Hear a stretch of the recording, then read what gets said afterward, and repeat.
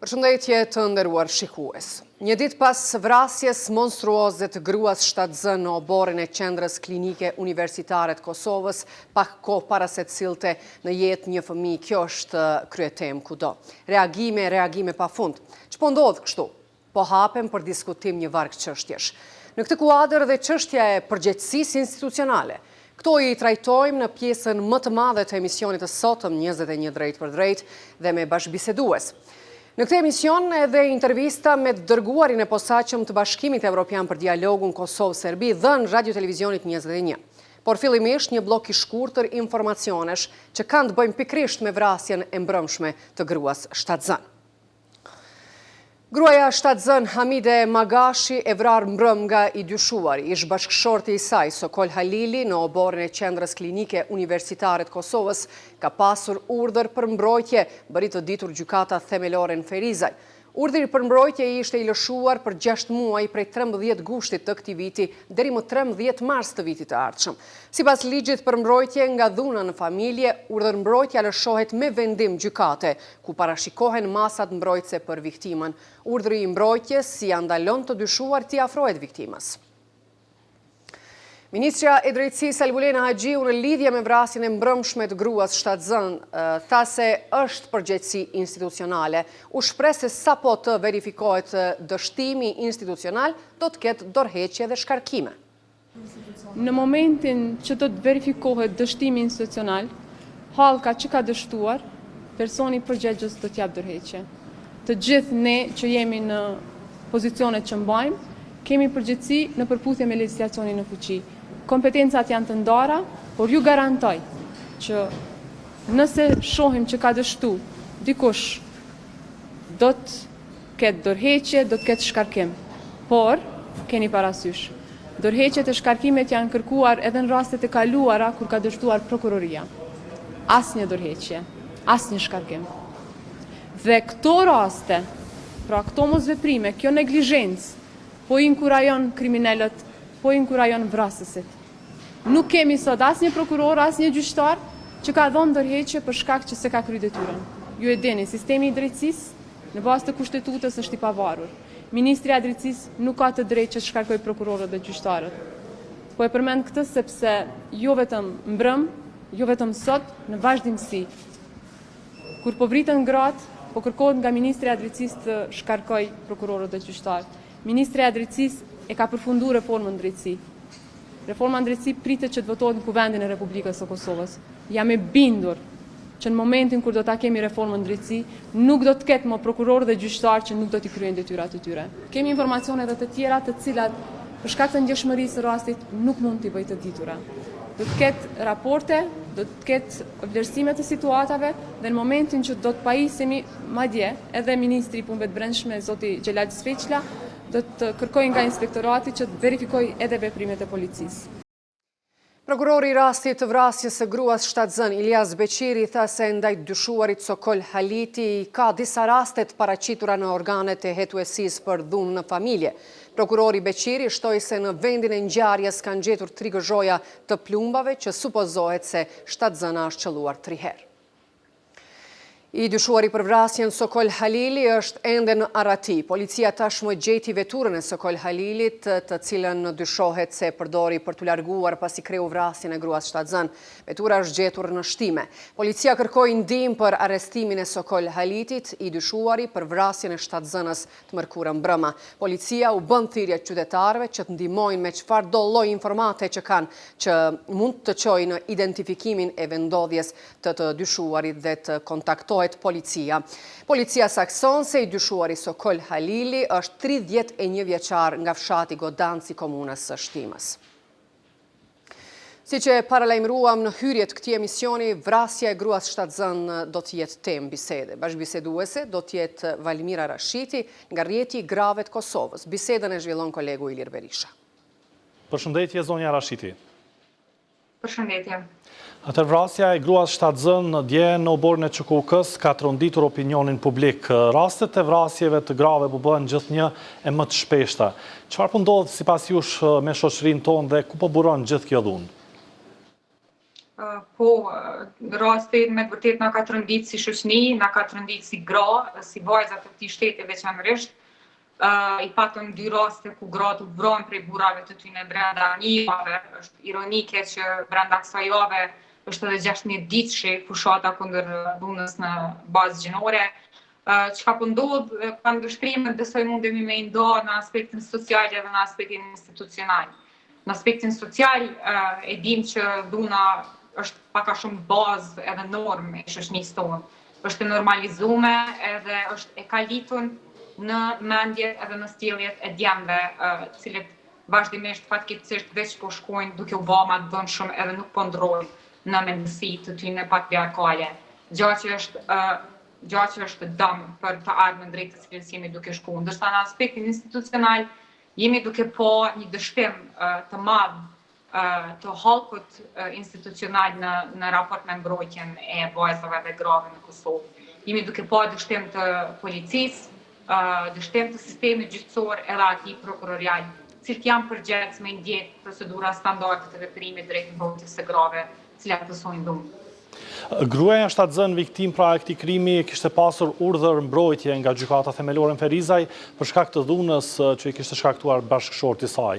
A do thotë kjo pra se shteti nuk po i merr në mbrojtje gratë? Shtetin të vërtet nuk po i merr në mbrojtje gratë, për arsye se po qëse policia të shkujdes për zbatimin edhe monitorimin e këtij urdhri të mbrojtjes, vrasja e mbrëmshme e Hamides Kishmujtne u parandalu. Kjo nuk është rasti i parë, rastet recidiviste edhe rastet të përsëritshme ku viktimat, ku dorasit me kanë dosje në polici, janë bërë praktik në Kosovë edhe fatkeqësisht po vazhdojmë me pas vlerësime të dobta të rrezikshmërisë nga ana e policëve, edhe raste të ngjashme kur përkundër që të pandehurit i shkelin urdhrat e mbrojtjes, policia, prokuroria nuk pasojnë me reagime të menjëhershme edhe me burgim të personave që i shkelin urdhrat e mbrojtjes.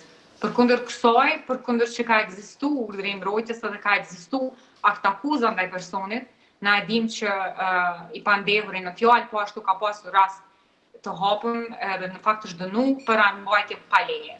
Përkundër që ka pas një kombinim të veprave penale, prap nuk është bërë një vlerësim i rrezikshmërisë nga ana e policisë, edhe me konstatu që një mend ky person është i rrezikshëm edhe duhet me u burgos. Gjë që kishmujt me parandalu edhe ndoshta sonte sot e kishim pas gjallë dhe viktimën. Pikërisht pra i dyshuari për vrasjen e gruas shtatzën ishte dënuar në shtator, pra këtij viti me gjobë prej 300 eurosh për veprën penale armbajtje pa leje. Është po ashtu edhe një hallk, sepse gjykata i merr faktet edhe informatat edhe nga prokuroria, edhe nga policia. Është një hallk e tonë që është përgjegjëse për raportimin e rasteve. Mirë po është e trisht me pas se gjykata në fakt ka vendosur, ka marrë vendimin për rastin e armbajtjes pa leje, e ka konsideruar si rrethon lehtësuese që i pandehuri është pendu, edhe që i njëjti nuk ka pas më herët, nuk është dënuar më herët për vepër penale, përkundër që i njëjti ka pasur rast të hapur, akt akuzë të hapur, edhe urdhër mbrojtje të kërkuar. Do të thonë prap është një gjykatë e cila është në mbrojtje të dorasve, është në mbrojtje të burrave që po i vrasin dhe po i dënojnë gratë në Kosovë. Po e inkurajojnë dhunën pra organet e drejtësisë cilat do të duhet jenë të repta dhe të pa kompromis në rastet kur kërcënohet jeta e një gruaje? Është shumë e qartë se po, përndryshe që shpjegohet ndryshe që vrasësi ka guxim të mjaftueshëm me shku në institucione publike, në institucione shëndetësore, ku dihet që ka polic, ku dihet që ka qytetar rrethit, ku dihet që është institucion publik, edhe pikërisht në këto hapësina që janë publike dhe që ishtë me qenë të sigurta për gratë me e bro në këtë rast viktimën. Që tregon që abuzuesit edhe dorasit nuk kanë fare konsiderat për aparatin shtetënor, nuk kanë fare konsiderat për masat cilat mund të ndërmirën ndaj tyre për arsye se po e shohin se këto masa janë të jetë minimale, dënimet po vazhdojnë me qenë minimale, edhe do me thonë bin komplet të re e kësaj kulture të pandushkueshmërisë, e cila vetë sa po i stimulon edhe po e shohin që në fund nuk ka pasoja edhe nëse marrin jetra të grave dhe vajzave. Ku janë të sigurta aktualisht gratë, nëse jo në mekanizmat mbrojtës të shtetit? Aktualisht, si që dini, është duke ndodhur dhe një protest në lidhje me këtë, pikërisht me pyetjen e juaj, cilën po e parashtroni. Na për momentin jemi duke menduar që asnjë hapësirë nuk është më e sigurt për gratë. Sepse e patëm rastin para një jave kur gruaja u vra në shtëpinë e saj, përderisa ishte në gjumë. Kemi raste që gratë u vritën në institucione publike, domethënë hapësirat private dhe ato publike nuk janë më të sigurta për gratë. Njëherët nuk po gjejmë as ngushëllim as zgjidhje në momentet kur po i raportojmë këto raste, siç po shihet prej rasteve recidiviste, prej rasteve cilat po përfundojnë fatale për kundër raportim.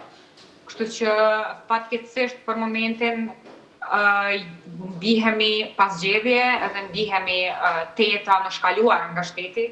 Për këtë arsye ka qenë edhe thirrja për protest, për këtë arsye besoj që kushdo që bashkëndjen edhe kushdo që ndihet një lloj e anëshkaluar nga aparati shtetëror duhet me u bashkëndit protestës edhe me kërku që me u marrë masa ma të randa, ma ndëshkuse kundrejt prokurorëve, gjykatësve edhe policëve cilë po janë shkalojnë rastet. Mendoj që përgjithësi e jona kryesore është në këtë masë me lyp llogaridhanie institucionale.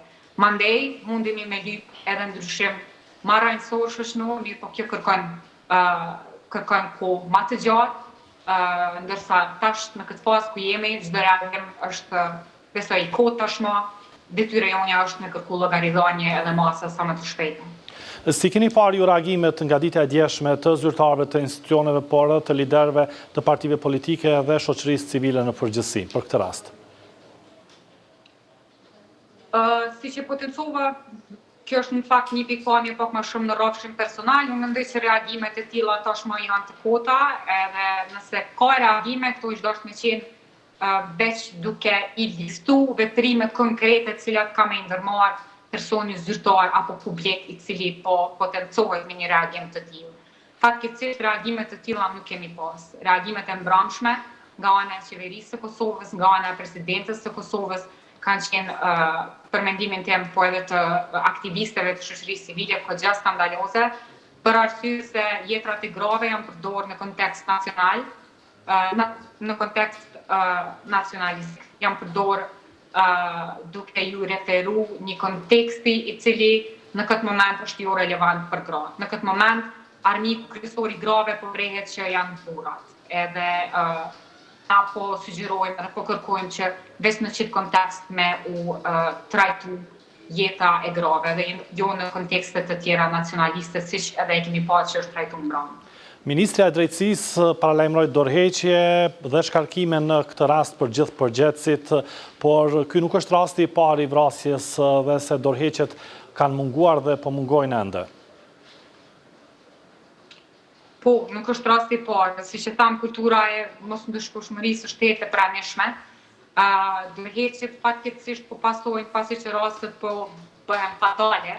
Na kishim pas dëshirë me i pa këto masa të u marrë në aspektin preventiv, parandalus, kur munden me u monitoru këta zyrtar policorë dhe prokurorë, që nuk po i marrin me seriozitet rastet. Kishim dashur me i pa duke u sankcionu edhe disiplinu pikërisht ta personat që nuk po i trajtojnë rastet me seriozitet në fazat kur viktimat shkojnë edhe i raportojnë rastet, dhe jo pasi që viktimat vetë se përfundojnë me fatalitet të vrara nga partnerët ose burrat e tyre.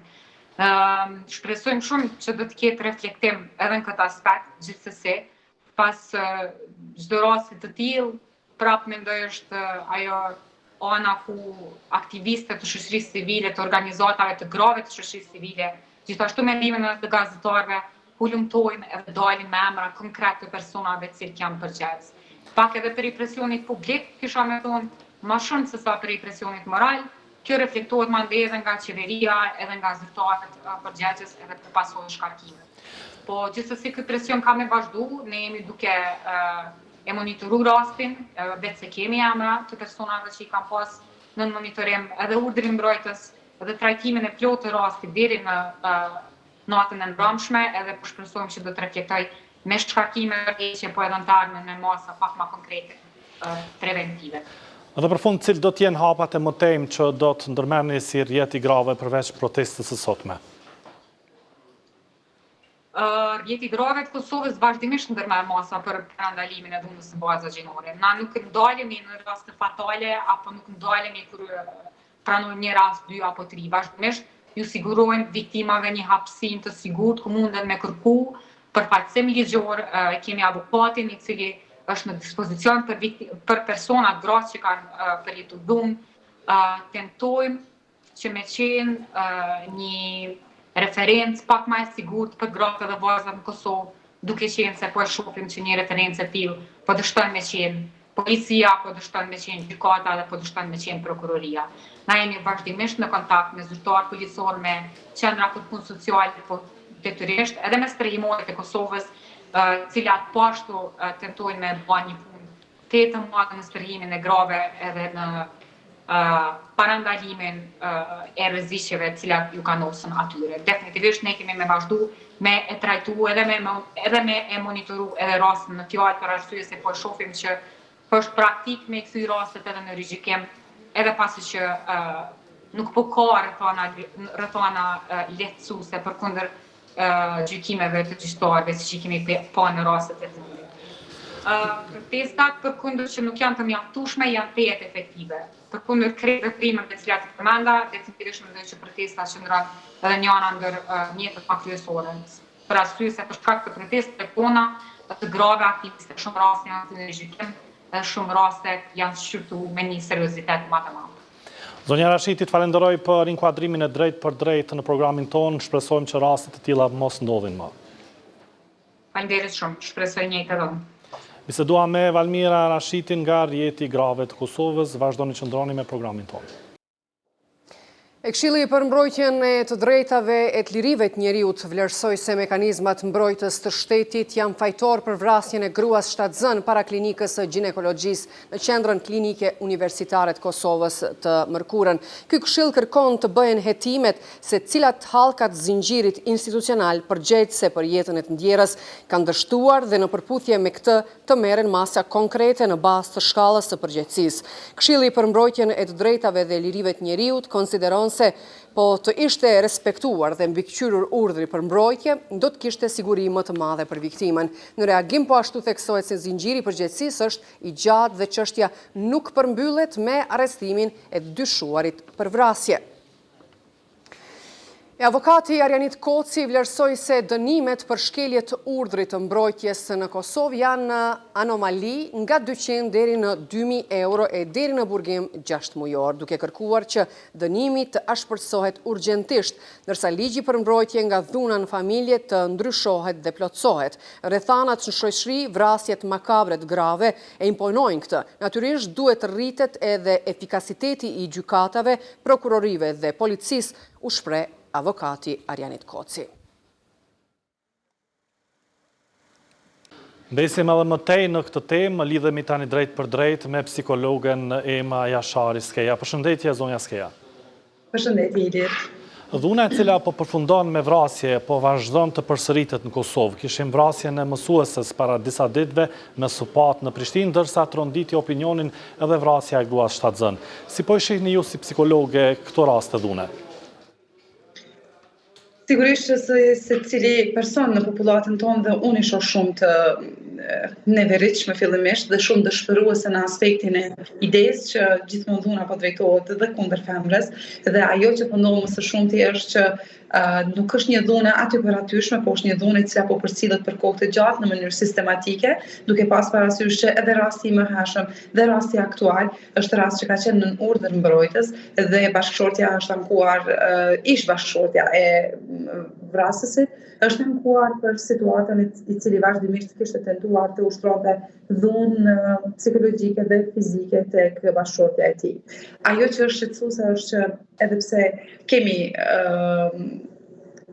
ankesa të shumta, edhe pse kemi shohim tendencën e dhunës, zgjidhja po është gjithmonë fatale, nuk po gjejmë zgjidhje.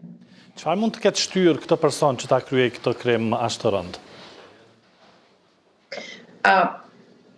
Është vështirë të jap një përgjigje pikërisht, çka mund të shtyej duke pas parasysh që mund të jenë shumë faktorë të tjerë, por ajo që është shumë e dukshme është faktori që të kuptuarit të dhunës ndaj femrës, ideja e drejtimit të dhunës ndaj femrës është bërë diçka jo shumë tragjike për shumë persona tjerë, të cilët rriten në frymë të tillë në familjet e tyre, ku gruaja po identifikohet si person që mund të dhunohet fizikisht, mund dhe të punojë më tepër punë se që mund t'i takojnë dhe po e shohim gati ka filluar të kalojë në një tendencë jo shumë të shëndetshme në raport me timin dhe idenë se si i japim rolit të gruas brenda shtëpisë. Edhe po ashtu ne po e shohim që shumica e rasteve që po ndodhin janë situata ku vetë bashkëshortët po ushtrojnë dhunë ndaj grave të tyre.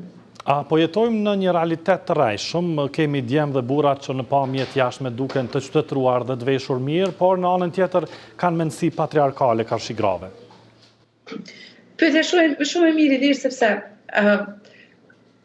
ideja është që nëse ne që nga familja e hershme nuk i kuptojmë saktë rolet gjinore në familje, nuk punohet nga familja për rolet tona gjinore, pamja e jashtme është gjithkohën është ajo që na bën neve të gabojmë në raport me idenë se si ne do të shohim gruan.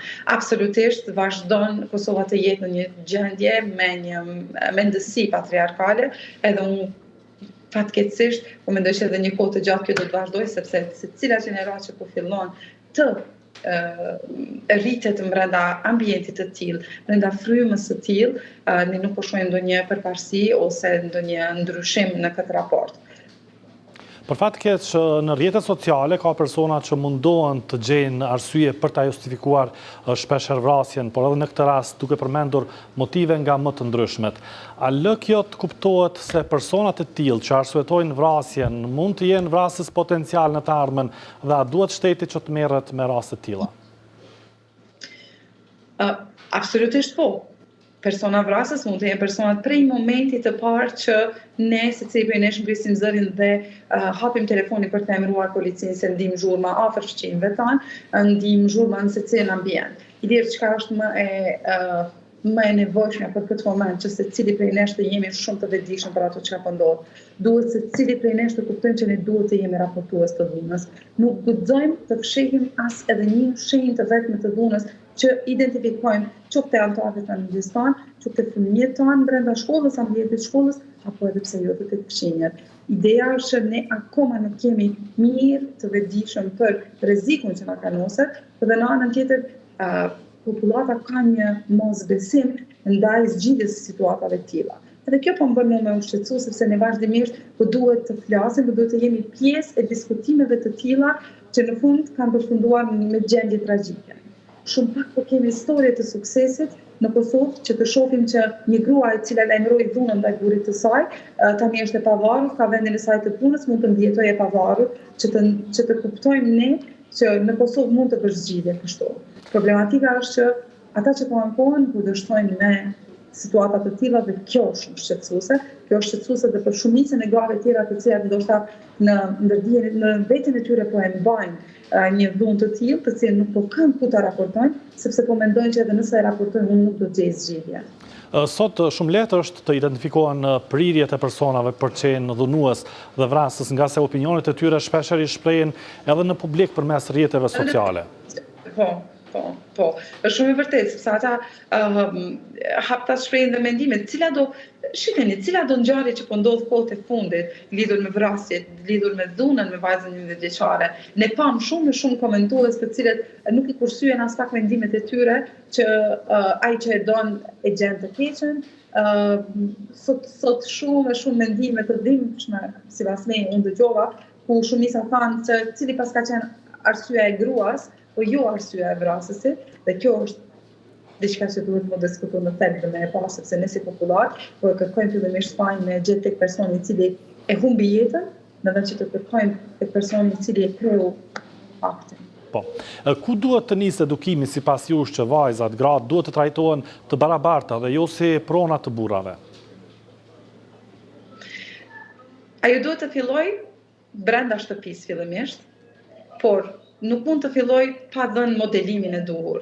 Nuk mundemi me i thënë vajzës ose djalit ton që ne i kemi të drejtat e barabarta përderisa ne si nëna dhe baballarët si babë nuk i japin përparësi dhe nuk shohin fëmijët situata të tilla brenda shtëpisë. Fëmia nuk kupton atë që dëgjon.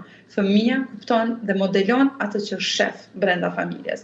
Dhe pa e parë fëmia që barazia gjinore ka filluar brenda familjes së tij, është e kot çfarë do shkollimi që ne mund të marrim.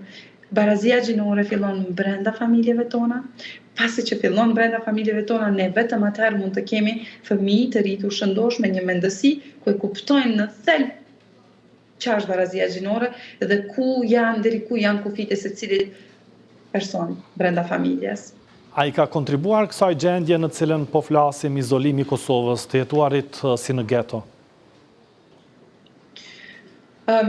Mund të jetë njëra ndër arsyet, të cilën po e cek dhe ti Ilir, mund të jetë njëra ndër arsyet dhe përsëri unë mendoj që ne kemi nevojë për edukim thelbësor brenda familjeve tona, që të kuptojmë saktësisht, që të shohim saktësisht situata familjare që nuk guxon të mbetet bara gjithmonë mbi një person dhe të dimë të kuptojmë ndarjen e detyrave tona. Unë mbaj shumë trajnime me profesionistë të ndryshëm, me mësimdhënës, me mjek, me infermier, dhe në bazë të përvojës time, ato që shoh është që dhe shumë të rritur akoma që janë në nivele shumë të mira të shkollimit dhe akoma nuk e kuptojnë në thelb idenë e barazisë gjinore dhe idenë e ndarjes së detyrimeve, ose përgjegjësime brenda familjes. Andaj kjo po më shqetëson. Ne po kërkojmë të bëjmë ndryshime, por askush nuk po themi unë dua ta ndryshoj veten. Ne nuk mund të bëjmë ndryshime pa filluar ta ndryshojmë veten. Nëse ne kërkojmë të ndryshojmë Kosovën, të ndryshojmë mendësinë e tillë, secili duhet të fillojmë të modelojmë para fëmijëve tanë situatat cilat duhet të shohin ata barazin gjinore brenda shtëpisë. Ai që shef barazin gjinore brenda shtëpisë, ai që kupton çka është raportimi i dhunës brenda shtëpisë, ai di të ngrisë zërin dhe në shoqëri, dhe në shkollë, dhe në klasë, dhe kudo tjetër. Përveç edukimit brenda në familje, çfarë duhet bërë tjetër ne si shoqëri për të adresuar dhunën aktualisht? Cilat janë sipas jush duhet të ishin hapat imediat që duhet të ndërmarrë tani në këtë situatë në cilën jemi? Ne si shoqëri kemi një detyrë shumë të rëndësishme. Fillimisht edukimin në bazë të situatës së përgjithshme brenda familjes, por mbi të, secili prej nesh duhet të kuptojmë që familjet tona kanë ndikim shumë të madh në rritjen tonë, por dhe duhet të dimë kur është koha të raportojmë, kur duhet të dimë të lajmërojmë dhe të kërkojmë ndihmë. Kur është koha të kërkohet ndihmë dhe kur kërkohet ndihma si arrim deri në përfundim pozitiv. Fatkeqësisht, kjo ishte ajo që e ceka në fillim. Fatkeqësisht, ne po shohim shumë raste të mos suksesit, edhe pse është lajmëruar dhuna dhe ka ardhur deri në përfundim fatal. Kjo po na bën, po na demotivon neve në raport me idenë e vazhdimësisë që a duhet të raportohet ajo. Gjithsesi, ne si shoqëri do të vetëdijsohemi që ne duhet të raportojmë dhunën. Zonja Ske, unë ju falenderoj shumë për këtë inkuadrim të drejt për drejt në programin tonë dhe mendimet që dha të rreth kësaj problematike. Faleminderit shumë Ilir, faleminderit. Biseduam me psikologën Ema Jashari. Skeja, vazhdoni që ndroni me ne.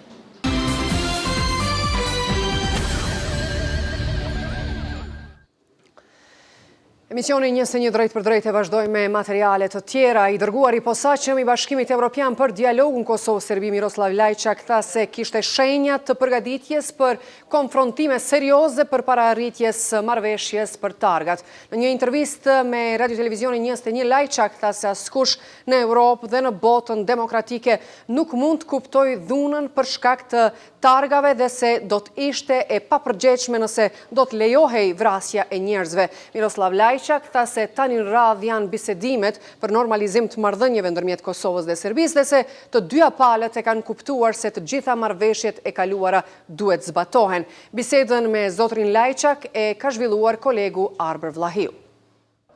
Mr. Lajçak, thank you very much indeed for joining us, joining the RTV21 today. Thank you for your invitation. I'm sending you my best regards from Brussels. Thank you very much. An intensive period of talks with both Pristina and Belgrade in the recent weeks. You have dealt with parties that have shown their stubbornness in their positions on some issues. What level of willingness both parties have to dialogue today? Well, both parties are repeating that they understand how important the dialogue is for them, and they want to make progress in normalization of relations. Both parties also admit that the current situation takes too much of their time and energy away. But of course, for being able to focus on normalization, you must not be confronted with the crisis on the ground. And unfortunately, the issue of license plates and ID cards took so much of our time and energy in recent months. And as a matter of fact, since June this year, we were working under constant deadlines, which we needed to diffuse because we had 5 of these deadlines. We had August 1st, September 1st, November 1st, and then November 21st and 23rd. And each of that deadlines, if not diffused, was threatening with very serious consequences on the ground, such as violence. So I'm really happy that right now there is no deadline and we can focus again on the big picture normalization of relations. So and the fact that we reached the deal last Wednesday is a confirmation to me that the parties understood the seriousness of the situation. So, Mr. Lajczak, were you told that there were excessive security threats in the north before reaching the agreement on the car plates?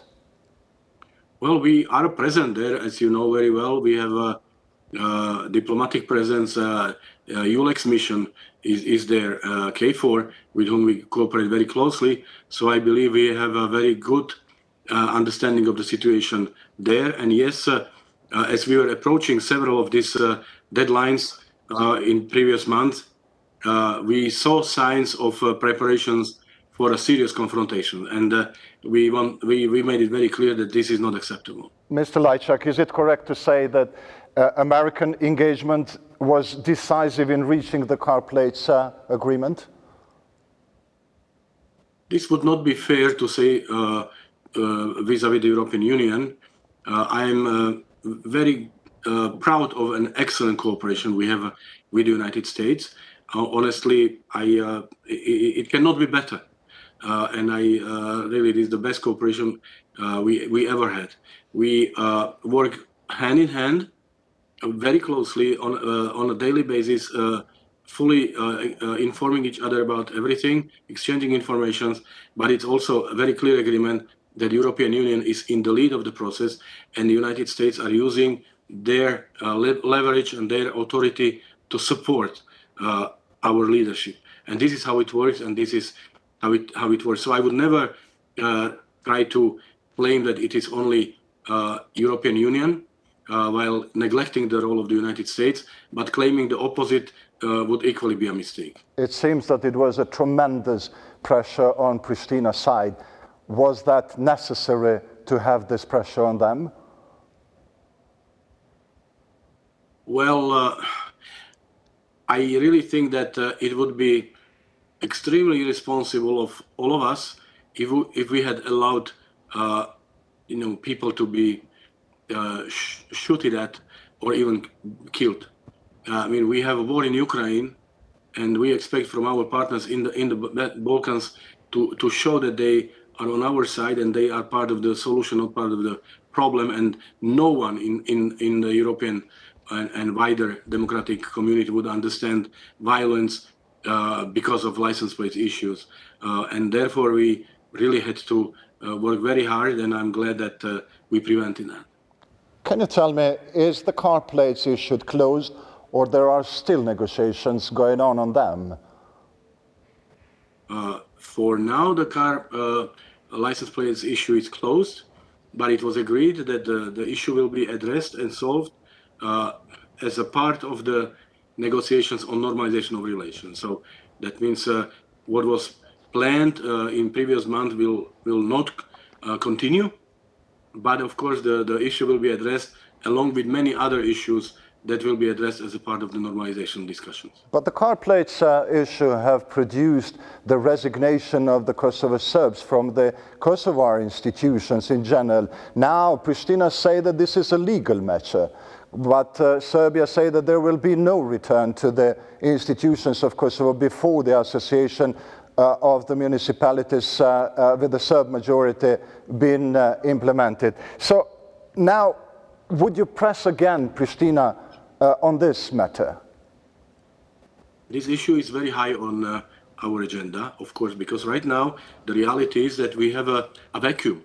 We have a vacuum when it comes to the security in the north. We have almost 600 police who, submitted a resignation, and there are approximately 50 who are left, and it's very clear that they cannot replace these 600. And the same goes for the judiciary. I mean, there are people have their needs that they want to be addressed through courts, and there is no personnel. So I really believe that it's in the interest of both Kosovo and Serbia to return to the situation when we have Serbs from Kosovo being part of Kosovo institutions, both in the police and in judiciary. And the vacuum never lasts too long, and therefore we need to address the issue before it's too late. And I'm planning to travel to the region, to Pristina and to Belgrade in coming days, and this issue will be on my agenda because I really want to hear both from Prime Minister Kurti and President Vučić what is the plan and what are the next steps and how we as the European Union can help, because this is not a normal situation. Mr. Lajčák, but Mr. Kurti has been blaming EU and specifically you and Mr. Borrell for being biased. So did you really lose your impartiality during all these days? Well, I have not noticed myself being blamed. I've seen that Mr. Kurti has made some comments regarding the High Representatives. And again, first of all, we represent the European Union, and if we were biased, we would not be able to do our work. Our work is under daily scrutiny of the member states, and the member states, of course, we need to have full support of our member states, and we would not have it if the member states had any doubts about our impartiality. And the next point I would like to make is that we hear here and there like criticism towards the European Union coming from the region, not only from Kosovo but from other parts of the region, and I can tell you, it is not received well here in Brussels. Was Mr. Lajčák, was Mr. Kurti really very stubborn, an obstacle to the agreement, let me say, by 27th of November? Look, we had 8 hours of negotiations. We as facilitators presented 2 proposals, I believe very balanced. The first one was more comprehensive. The second one was focusing on de-escalation of the situation. We ended up without an agreement, and Mr. Borrell gave his assessment of these 8 hours in his press conference. That's all I can say about this, about it. And I'm glad that when I invited the chief negotiators, Mr. Bislimi and Mr. Petković, 2 days later, and we spent another 8 hours, but I'm glad that this time we achieved an agreement and we defused the crisis. What's next? Association or the final agreement, or both of them? Well, the next is, of course, the discussions about the normalization of relations between Kosovo and Serbia. We want this process, and we agree that these discussions will be based on the document that I presented to Prime Minister Kurti and President Vučić on the 9th of September with the support of Germany and France. And this document addresses a number of issues. We, of course, requested both parties to provide their comments, which they did. And on this basis, we want to move forward. At the same time, it's very important to stress what was also confirmed by both parties during the meeting last Wednesday, and it's part of the agreement, that the parties understand that all past dialogue agreements must be implemented. And this applies to both parties, and this applies to all past agreements. So is the association going to be within the final agreement, or it will be a separate one? Well, it's a long-standing commitment for Kosovo. It was already agreed in 2013, and it has to be addressed in accordance with this commitment. Serbia's position right now is that it should be established as a precondition for the continuation of the process. Our position, European Union's position, is that it should be part of the package and would be good to address it sooner rather than later. It certainly cannot be conditioned by anything else because this is already an existing commitment. Intervistën e plot me të dërguarin e posaçëm të Bashkimit Evropian për dialogun Kosovë-Serbi Miroslav Lajçak mund ta ndiqni sonte në specialen e ditës në orën 19:30. Të nderuar shikues, ju falenderojmë për vëmendje dhe takojmë nesër në të njëjtën kohë. Mirupafshim.